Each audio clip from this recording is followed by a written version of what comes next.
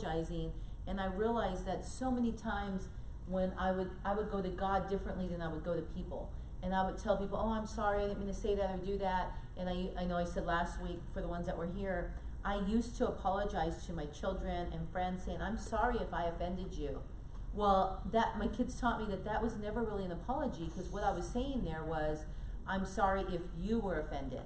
I never took ownership on it. And Jeff constantly reminds me the opportunity growth, and he's absolutely right, that you don't take ownership on it. And I'm like, I'm taking ownership. When I'm saying I'm sorry, I'm the one saying it. I didn't realize what he was saying. And today in the car, it became so easy after 9 years to say, I'm sorry for what I triggered those feelings for you. And it became easier to be able to acknowledge that, because it was practice, right? I mean, it was practice and practice. I'm going to get Kleenex. Excuse me. So I'm going to do something different in this class, which is awesome. I'm actually going to start at the back of the chapter and work my way forward, which is really, it's kind of messing with my brain right now. I'm very linear, and I like to go in order. So one of the things that Michelle was just talking about right there is, and we hear it a lot with the different books that we've been teaching on, the different books that we share. You hear it in all of the words of the Bible, relating to accountability, relating to relationship with spouse, relationship with family, relationship to God. When you hear scriptures from the Bible that talk about your responsibility as a human being, because God gave us free will, and we have the choice. We have the choice to choose to walk in the footsteps of Jesus, or to not walk in the footsteps of Jesus. And so when we take all that into context, into the relationship of marriage, if you want to try to put that all in one vase, it all narrows down to being aware of your relationship with God, number one, and you're aware of your relationship with the Holy Spirit, and the reason why that Holy Spirit kind of moves, and I don't know if this is the right word to use, but churns. If you can feel it churn inside of you sometimes,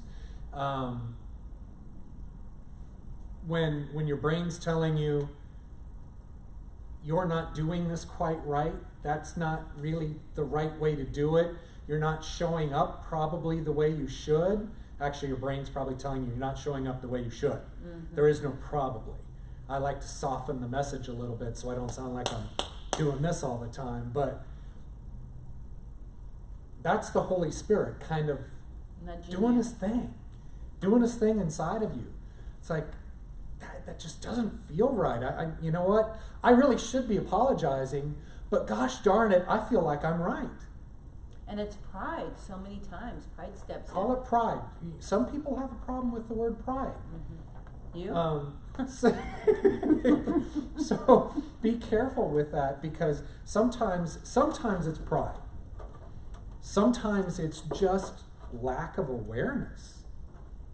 Sometimes it's the hidden things in the darkness. Mm-hmm. Which I love that you brought that up when we started talking about that.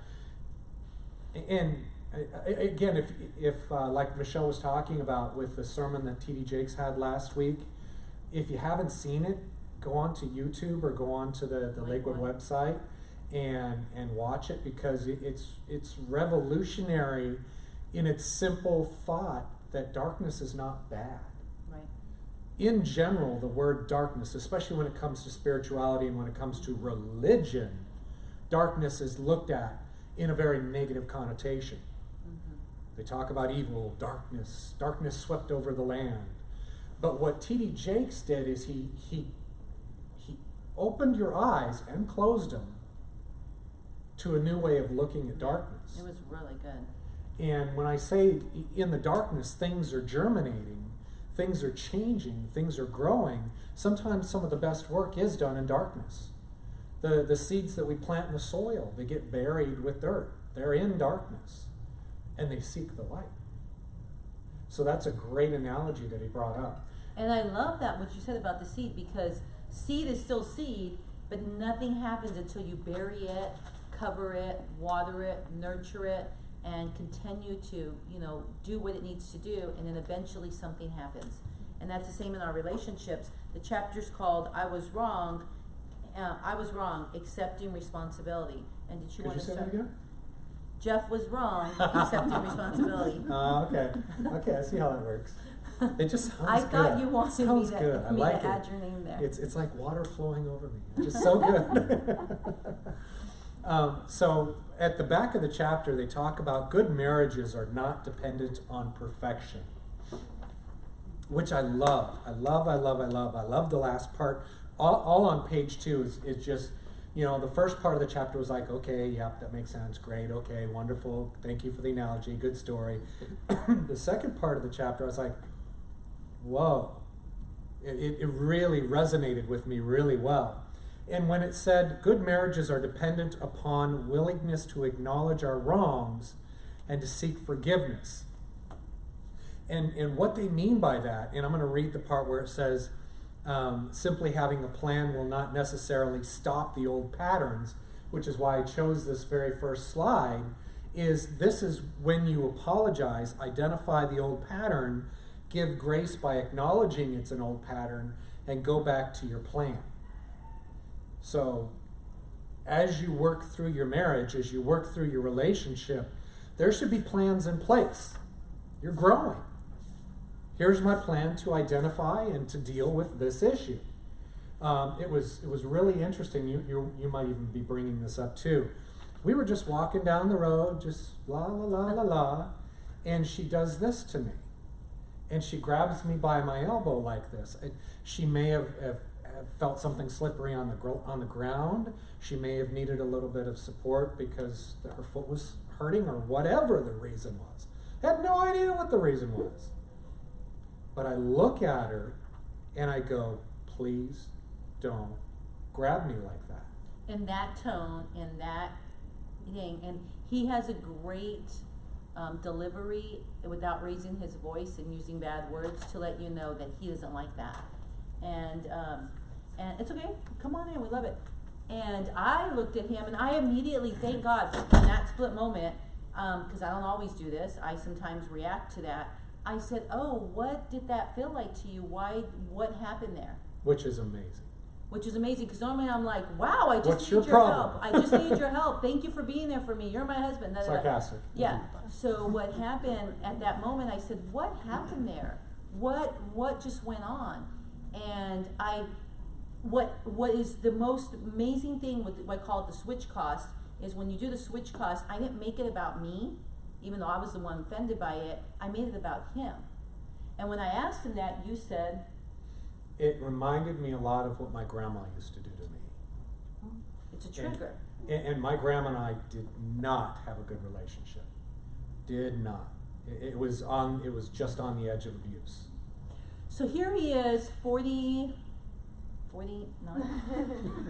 years old, and he says 30 all the time. Last time I checked, it was Yeah. 30. Yeah, he says 30 all the time, so that's where my brain goes, says he's 30. About 19 That was years a ago. great brain thing, because what happens is he's affirmed the 30 so much I had to think about, well, what is he? Right. So 49 years later, we're walking in the Mason's garage, and I touch his elbow because of my need for whatever it was I needed that moment. Completely harmless. Completely harmless. No ill intention at all involved in whatever that action was. A trigger happens. The trigger happens, and he addresses it immediately with me. Now, he had two choices. He could address the issue, or he could stay in silence and just manifest and allow that to say, man, I hate when she does that. That's ridiculous. Why she grabbed me my elbow? Or whatever. She had two choices. That's a good point. So in those two choices, either way, he loses if he doesn't share why. Now, if we would have allowed the enemy or our own pride or our own patterns to get into an argument of like, wow, thank you for being there for me, whatever, we would have just went rounds and rounds and rounds. Yeah, because my response could have been, because I said not to. Yes. We call that the crazy cycle. We taught about that a long time ago. You jump on the wheel. And what happened was I learned something in 9-10 years that touching there triggered something for him, and it allowed him to talk about it, brought it to the light, and I said, that's interesting. Here's what happened to me at that moment, is he took it to where you triggered something, I don't like it, don't do it again. I looked at him and Please said, don't do it again. please don't do it again. I looked at it as like, man, how smart are you that you can recognize that that trigger went back to a pain of someone that caused you, that you've forgiven now, but that's still, that trigger's still there and you're aware of it. So her plan, which is what I was just talking about, your plan is to do exactly what you did. Identify what is behind the response. And sometimes the plan fails, and when that plan fails, she comes back at me and says, well, what the heck's your problem? I was just trying to... Yes. So sometimes that plan fails, but great job sticking to the plan. Good results. Thank God. What he does, what men do, so be careful, men, when you guys do this. We want to talk, and it's not 99% of the women want to talk. Sometimes it's the man that wants to talk. It's not every relationship. But 90% of the women want to talk, and I want an explanation of what that happened. And he can say, men do this a lot because they don't want to get into it. They just say, because I don't like it. They give you the word one answer, like, because I don't like it. It's uncomfortable, or I don't whatever. like the way it feels, or... And really, there's more inside, but he just doesn't want to go into it because then he's like, she's going to start talking about my grandma, she's going to do this, she's going to go back and try to save me. All this stuff starts going in their mind. And so it's a balancing act, right? I happen to say something to you out of Macy's. I guess I'm always at Macy's. We're walking out. And this week, you remember? You said, like, whoa, you get the award. Do you remember that conversation? You get the award for, I thought I was going to get a compliment here.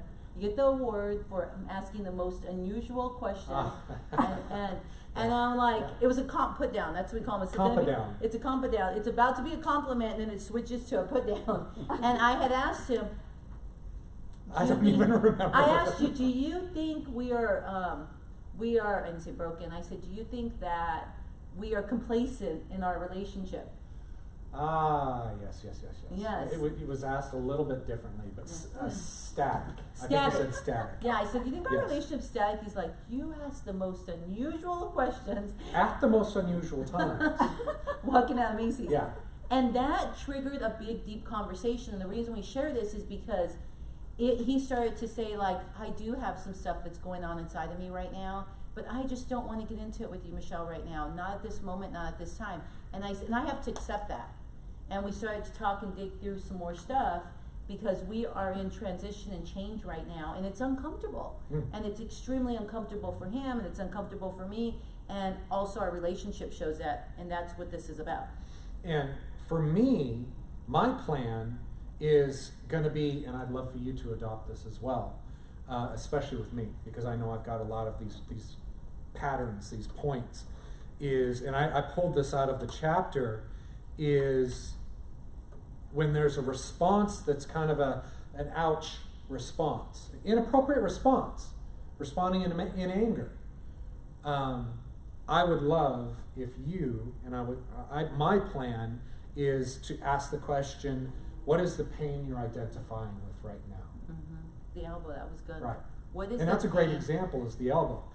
Now, another example could be I just pop off and say something really rude. I get angry at something for no reason at all. I could be extraordinarily frustrated with work. I could be extraordinarily frustrated with traffic. I could be extraordinarily frustrated that there's two things that I'm working on that if one tiny little thing goes kaput, the whole thing goes kablooey. And sorry for the real vague explanation, but in real estate, if one thing doesn't fall into place, the whole thing could go kabooey. But I could be feeling all of that. I could be feeling all of the pressure. And if she says something that my pattern, because that's really, really important, identifying what your pattern is, identifying the reason behind the pain. If you can do that, you can ask this question. Because what this chapter is about is it's accepting responsibility. Yes, accepting responsibility. I was going to say accountability. It's accepting responsibility. So if I can accept responsibility for my actions and my feelings, how much more healthy is that going to allow me to be? instead of acting out of my ideal. And I say my ideal because I grew up in a broken household. I grew up where there was sexual assault. I grew up where there was alcoholism. So when I come walking into a relationship, my ideals, my experience, the way my patterns are on how I react or how I feel, because half of our arguments are just because of how I feel. And hurt pockets, and we've talked about that. Hurt pockets. Hurt pockets, Right. and I'm triggering something, or he's triggering something in me. And it's not her. It's not my wife. It's not my wife that's causing the pain. It is an experience.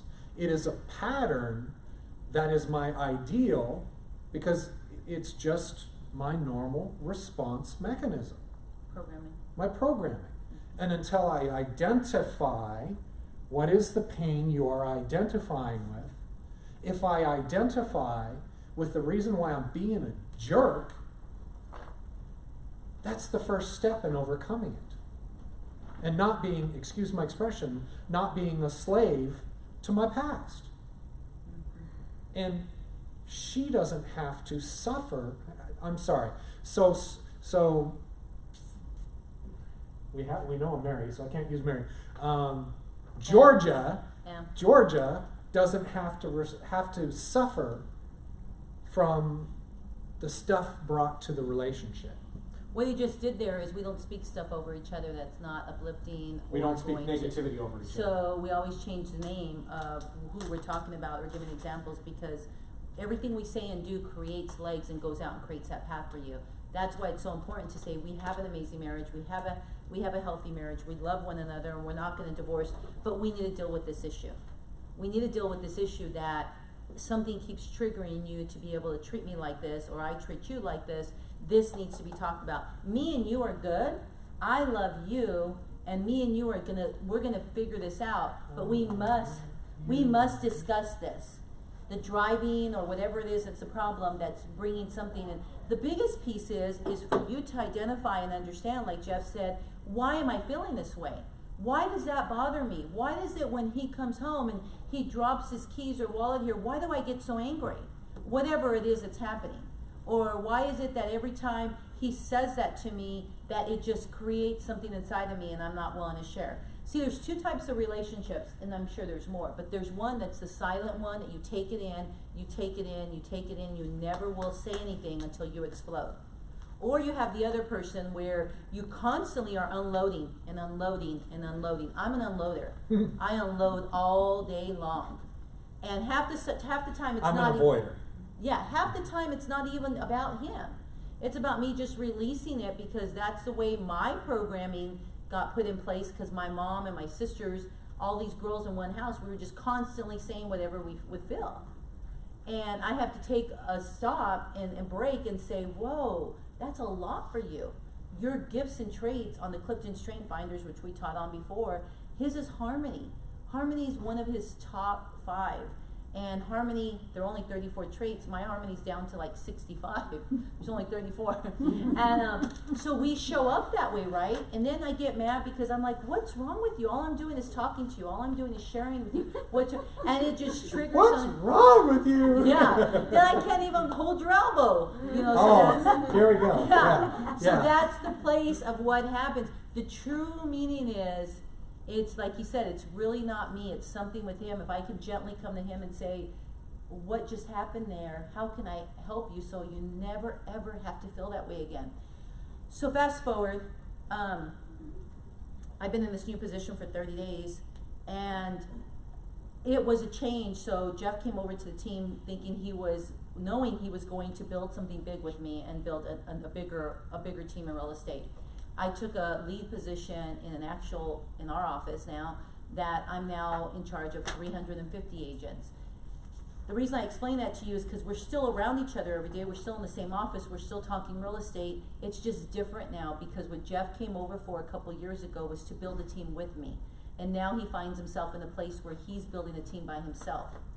And through the process of me getting this job, Jeff's always the encourager. We always encourage each other and cheer each other on.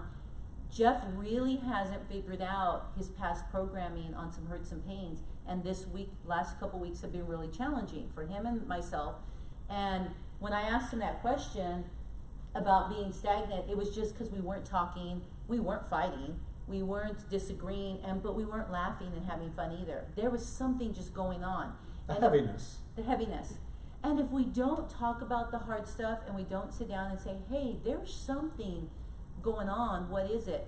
And he said to me, you want to say it, or you want me to say about the, it's your fault, but it's your thing that you're going through? It was a roundabout kind of way of saying, I've got a lot of stuff I know I'm dealing with, a lot of crud inside, but let me just handle it on my own. And when you say that to your spouse, we're helpers. What do you women want to do when your spouse says that? What was that? Punch him in the face? Why? Well, Why we don't encourage that. But why do you want to punch him in the face? Honestly, why? Because we're supposed to be the helpmate. Bingo! Those were my exact words. Bingo, sorry. That was my word. We're the helpmate. What do you think? What would you want to do when he says that? Help him. Help him. And so what happens when men say that to us? We're like, well, what did I do? What's going on? What happened? And it may or may not be about us. This time it was about me. And I said, okay. I said, well, that's fair. Do you want to talk about it now or later? And he said, well, let's at least sit down and have dinner and then talk about it. And we started to talk about it. And he said something to me that triggered something in me that I wasn't happy with. Is he says, I feel you've left me in this stuff, and now I'm building these things, and I'm going, he's going on and on and on. He goes, but I know, and then he throws in this word, but I know it's my issue. And I'm like, interesting. Because everything that happens to him is whose issue too? Mine. That's a bass-ackward way of trying to be accountable. It's my issue too. And here he is like he's being vulnerable, but he's also going to show up as a man that he is, and like, I don't need your help, I'm going to do it, but I just need you to know that you failed me. But really what was happening, and Jeff has taught me this so well, he's still a 4 or 5-year-old little boy, that his pain of what he had as a child shows up. And his vulnerability comes out for a little bit, and then it goes back. And what he was really saying is that I'm having a trigger. He deals with abandonment, and I know that. We all know that. We've shared that. And his abandonment was showing up, even though he knows that it's crazy because I haven't left him, and I never will. But the enemy and his own programming is reminding him, you are alone. She's gone on and doing her own thing, and you never signed up for this. You never decided this. So those things, and if he doesn't talk to me about it, it manifests in the dark, and it creates anxiety, and it creates whatever else that goes on, disappointment or hurt or anger. So when I show up and say anything like, hey, why didn't you take care of Mike, or why didn't you take care of Henry? Now the fight's on, because he's never expressed everything. Because the pain I was identifying with is what I feel at that time is what justifies my reactions to it. Yes. Says a lot. Says a lot, especially when you step back and shine a spotlight on it and self-reflect on that and realize kind of how silly is one of the words you could use for that. And in this chapter, the last part of the chapter, again, they talk about a husband and a wife, a husband who is just working as hard as he can, as hard as he can, as hard as he can, and the wife is nagging at him constantly about never being home for his son. And they got into a lot of arguments about this. And after talking with the doctor that worked on this book, they identified with the husband that this is what my father did. My father never was at baseball games with me. My father never had time for me because he was always providing for the family. So that was the justification for the pain. So now he's doing the same thing, even though it even said in the book, he vowed to never do that to his child. How many times do we hear people talk about that? I will never be like my parents. And you fall into the same pattern because it's what you bring to the relationship. It's what you bring as your ideal. It's what you understand as the norm. And here was the pain for this amazing man, is that he is doing everything to love his son and love his wife. And as a wife, she would show up the minute he walked in, because she's had a full day with the child, and says, here, take care of him, here, bathe him, or do whatever you need to do. You never spend time with him. She starts to attack him. And immediately when we attack our spouse, their immediate defense is to protect themselves. We all do that. Don't you see what I'm doing for this family? Yes. Don't you see how I'm trying You've to get been us a better home all life? day. You've been home all day. Why do you need me to help you now? I just got off the clock. This is what happens. You don't work anymore. You should be able to handle this. I yes. mean, all these. It goes back. It's this vicious cycle. It's a crazy cycle. We may be saying things that sound a little familiar. Here's what the counselors talk to him about. It says, tell her, I love him You're so missing much. a point. You're skipping a point. And I'm Okay. sorry, I don't mean to say it like that. One of the points of what they were talking about, what the doctor was talking about with the wife, is identifying that when she comes at him like that, he's going to sit there and he's going to justify, and he's not going to apologize. He's not apologizing to her. Right. Because he feels justified in his actions. But what she's doing is she's touching on all that hurt and the pain from when he was a small child. That he didn't get the time he wanted with his father. So inside of himself, literally, at work, I can tell you I feel the same way sometimes when I'm falling behind on what I should be doing, or what I should be coming forward as a man, as a husband, as a provider, that we beat ourselves up. I can speak for guys, and I can speak for myself. I'm sure women have some similar type of things. But as a guy, I'm the first one sitting there beating myself down into the dirt that I'm not doing what I should be doing. I don't need somebody else coming at me with that. Let alone, I don't need somebody else touching upon that pain that I'm already playing over and over and over and over in my head. That I'm not measuring up. I'm not doing what I vowed to never do. And that was to be like my father. And here I am, 30 plus years old, and I have a lot of stuff in my life and my past that my father did to me, that I've done. And it hurts like heck. And so when Michelle might say something, it may trigger that pain that I would need to identify with. I love that. But here, and that is beautiful. We're always going to have that, because we can't go in. It would be nice to be a computer and just delete. I love it. And let's add in this new software. Let's do a latest update, right? And because I would do that, and for myself. And here's what happens though. We get to say, I know my triggers.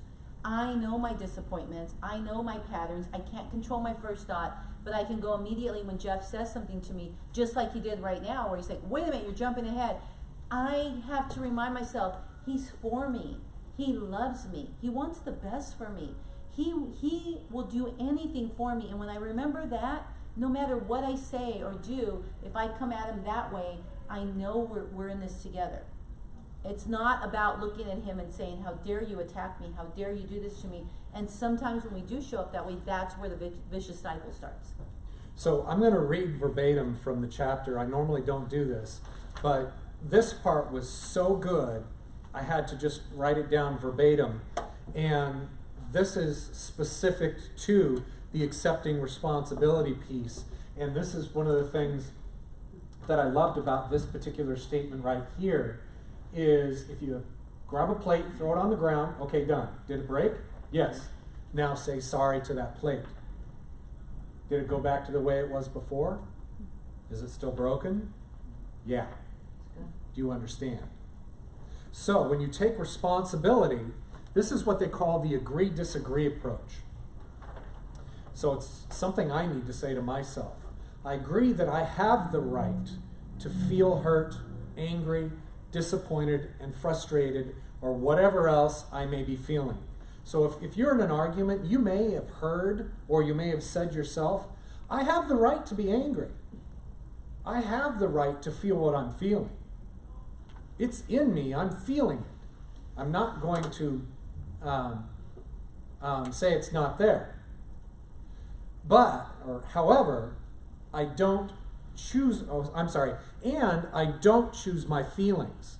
I simply experience them.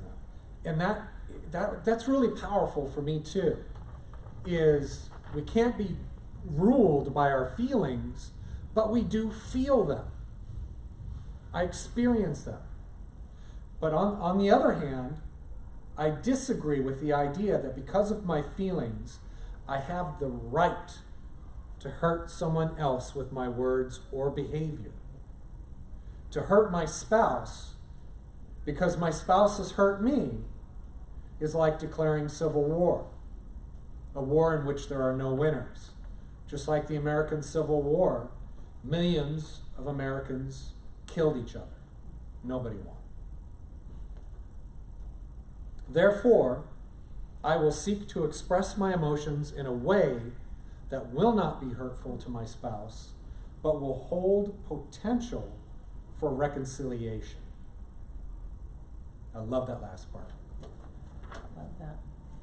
So what does all that mean, and what are we saying with all of that? We're saying we have a right to feel what we feel. We have a right to feel the pain. We have a right to feel the disappointment. But what do we do in the next step is what we're saying today. Is how do we handle the next piece of that? We're human. We're not robots. We are going to feel things, and we're going to let people down, and people are going to let us down. And the ones that are closest to us, when that happens, it hurts the most. See, this is a relationship I'm not willing to give up. There are some relationships with girlfriends or other people or coworkers that I say, okay, well, I don't have to deal with that. We get to do that choice. This relationship, I don't have the pleasure of doing that, nor do I want to. So I have to learn and understand him and speak his language.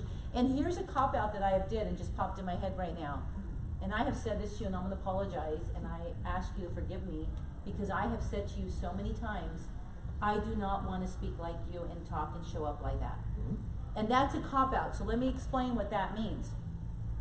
Can you grab that door? Close it, please. I'm sorry. Thank you.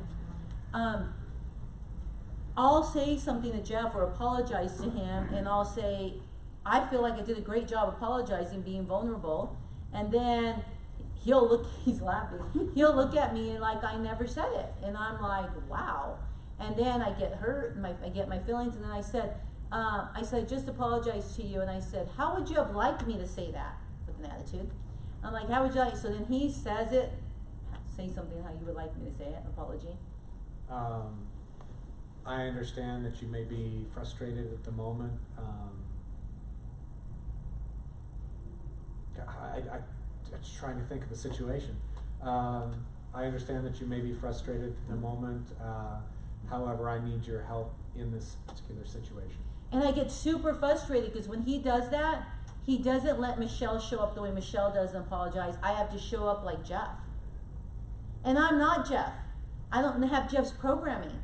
I don't have Jeff's intelligence and analytical brain. That's God didn't put you together with me to be Jeff. Yeah, and so when he does that to me, it discounts what I just did, but I also don't validate what he's trying to say. He's like, I understand it better when you come at me my way. So I have to learn and say, what did you just hear? How did that come across? And how could I have said that better? Instead of saying, I'm not going to speak like Jeff. I don't want to be Jeff. I can't deliver it, because that's the issue. And when Jeff shows up in Jeff's way of apologizing and it doesn't resonate with me, I don't take it for the apology that I should be. I look at it like, you just coached me and you just analyzed me and you went in the learner, and I don't get it, because that's not how I'm designed. So it's better for me to ask him and say, how can I apologize better, and how could I have said that to where you understand it better, right? Yes, and I think what we've been talking about today with what is the pain you're identifying with, I think that has a lot to do with the apology as well. Exactly. Because when we talked about apologizing when we talked last week about apologizing and the facial expressions that you use and how you say I'm sorry, kind of what Michelle just did, even when she was just using it as an example, in me, the first thing that pops into my head is, I said I'm sorry, get over it. I do apologize like that. And you know why? Because here's a justification, right? The word It's a justification. identification. Right. Because and it is true, but it's not okay. Is I want to get over it. That's how we did it in our Move on. family. We moved on. Move We on. fought, screamed, yelled, and like, hey, do you We'll want to fight go dinner? again, move on. Yeah, want to go dinner? It's over. Sorry, I was being a jerk. That, and then we move on. That's not okay with him. He didn't grow up in my household. He grew up in his strange household. He grew up in his household, and they did it differently. Peaceful, quiet, avoiding conversations, Avoiding discussions, avoiding uncomfortable discussions. Isn't it amazing that God gave me a husband that avoids conflict? Because God gave him a wife that shoves everything right in your face. And let's deal with it right now. And let's get it out and let's move on. He says, because if you can learn Jeff's style and Jeff can learn your style, you two can dance together and always include me in the same. Pull me out a little bit and rein you in a little bit. Because he was brought in my life as a gift from God, but he was brought in my life to heal my past wounds. Right. He's not here to be my God. He's here to be a helper to my past wounds. I'm the same for him. What is the pain you're identifying with? I love it, I love it, I love it. And the pain that he identifies with is so different than mine that I get to be a helper if he allows me. I cannot be his helper if he keeps it in the dark. If I don't allow it, right. And if he keeps it in the dark, that's where the enemy manifests and does whatever he wants to do. That's where the crack comes in. A sincere apology has 3 parts. I'm sorry, it's my fault. Let's read this together. 1, 2, 3. A sincere apology has 3 parts. I'm sorry, it's my fault, and what can I do to make it right? And the book in chapter 2 identified even a better way to say this is, instead of I'm sorry, is can you forgive me? Can you forgive me? I think people use I'm sorry almost offhandedly anymore. And if you can adopt, a lot like I'm adopting this, what is the pain you're identifying with? If you can adopt the can you forgive me? Because then it becomes less of a I said I'm sorry, get over it, and it becomes more of I truly feel remorse. Here's the reason why I feel remorse. It's my fault. I feel remorse for causing you pain, you know, pushing on that pain point, whatever that was. And how will you forgive me? And what can I do? Here's my plan to not do it again. Because you're taking ownership on it. Right. And that's the big thing here. We say this so easy, and so many marriages and couples that we talk to said, he always says he's sorry, but he always does it again. So I always ask, and I do this probably part of our business, is it because you don't understand what it is that what she's seeking or he's seeking, or do you understand it and you're just not willing to do it, or third, you really just don't have no idea of how even to do it. It's a skill, it's acknowledgement, skill, or will. And then you figure it out and you go forward and do something else in a better way. Like I know, do you guys think I'm gonna grab his elbow again? Yes. No. You think I will? She might. I may. But do you think if I do grab his elbow, do you think I'm gonna trigger something in my own brain now? Yes. Yeah. I'm gonna trigger like, oh, I'm so sorry, you do not like that. For a long time, what I used to do to your hand, and you never told me for years. Oh, how you grab it, yeah. Yeah, Grab and squeeze it. Yeah, I would grab and squeeze his hand. It's like taking one. And to me, it was like, man, I really love you. I love you. I'm going to squeeze the life out of you. And yeah, and for years he never said anything. And then I said, why did you wait 6 years to tell me I was holding your hand wrong? Offense. Holding Trigger. your hand wrong. Yeah. And he's like, no, it just hurts. You've been squeezing that. You just never say anything because, yeah. Do you squeeze his hand back there? Do you squeeze his hand? He's squeezing my elbow. He's squeezing your elbow the entire time. I love it. I love it. I love it. I really like this one. Okay, let's read together. 1, 2, 3. Yesterday I was clever, so I wanted to change the world. Today I am wise, so I'm changing myself. It's beautiful. And these really just popped at me off the screen and resonated well with me, because if we can be in a place, be in a healthy place And that's one of the things I love about this class, is the more and more you go to stuff like this, the more and more you become aware of the reasons why you can be wise and change yourself. Because if you fall into your old habits, fall into your old ways of doing things, have you ever run into anybody that just constantly seems to blame others? It's never their fault. Maybe it's in your own relationship sometimes when you're not getting along really well. I want to go back to what we were talking about a little bit ago in identifying the typical response when being confronted is to defend oneself. That is the typical response. Call it the fight or flight, call it whatever you'd like. But if you understand when you're in an uncomfortable situation and you've been hurt or you're in an argument, the normal response is to react and to defend yourself. So identify that and see if you can adopt. I am really, I've got a plan to adopt the question, what is the pain that you're identifying with? Because instead of somebody, being defensive and justifying, if you can ask that question, I know with me, if you ask me that question, I'm going to stop, I'm going to shut up, and I'm going to think about some stuff. What is the pain that you are identifying? That's beautiful.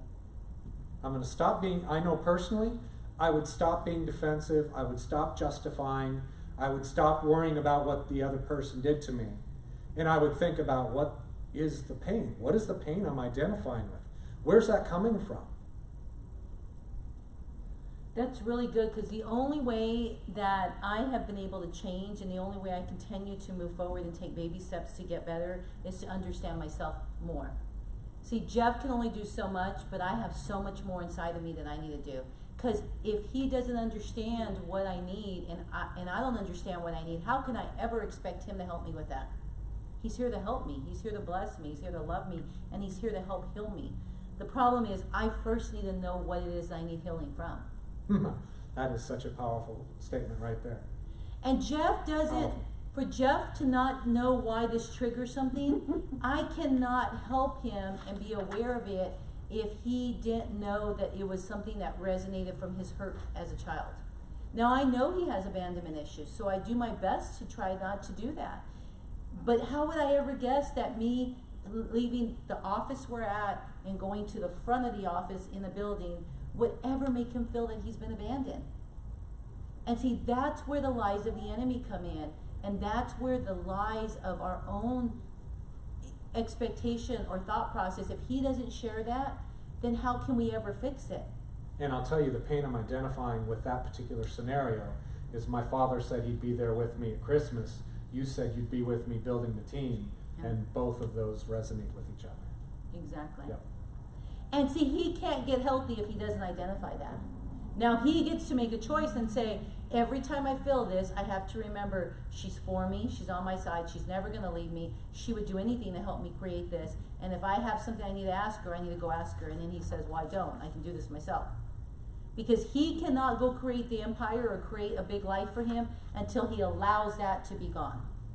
And instead of feeling justified and having a pity party, because that's typically what we'll do, is we'll say, oh, boo-hoo, poor me, pity party. Or you did this to me. Or you blaming others, which is still a pity party when you're blaming others. We get the choice to start changing. We get the choice to put it in front of God and say, God, please remove these feelings from me. Wow, that's beautiful. That is amazing. Because what happens when he gives it to me, he makes me his God without even him realizing that. God is the only one that can heal us from the inside out. He's the only one that can hurt us. I can help him, but ultimately God can only take the abandonment away from him. I can't expect her to do actions or take action or do things or say things super nice and be touchy-feely 'Cause I'll and fail you. walk on eggshells I'll because fail she'll you. fail me As I'm human. to try to heal those pain, to heal that. I can't, it sounds a little rough, I can't depend on her to do that because we're human. I have to give it to God, and I have to ask for Him to forgive me whatever I've done, and to remove and to forgive those that have hurt me. Ugh, that one just hit me really good. To heal me and heal those who have hurt me. Wow, that was pretty heavy. And to remove the pain associated with it. Yep. That's good. That's good. So we hope you guys got something out of this. We're grateful you're all here, and let's close in prayer, and we'll continue moving on and continue sharing that with us. But you want to pray, or me? I'll pray. Thank you, beloved Father God, for the opportunity to be together in this classroom. I know that the words flowing out of us are not words from us, they are words from you. As we ask each and every single time we teach this class, we ask that you have a message that needs to be delivered to someone or everyone within this class, and it is not of us, it is of you, it is thy will be done, that the words coming out of our mouths are representative of you, that are representative of hope, representative of love, of peace, and of healing, that those here in this classroom, they are receiving what they need to receive, that those here in this classroom have spent quality time and have received a message and received a word and something that has resonated with them, that they'll be able to share with their spouse, that they'll be able to share with their family, with their children, and that there are legacies being broken, that there are legacies in your name and your will, beloved Father God, and by the name of your Son, Jesus Christ, being built here. Yes. Amen and amen. Amen. Amen. Thank you. Thank you.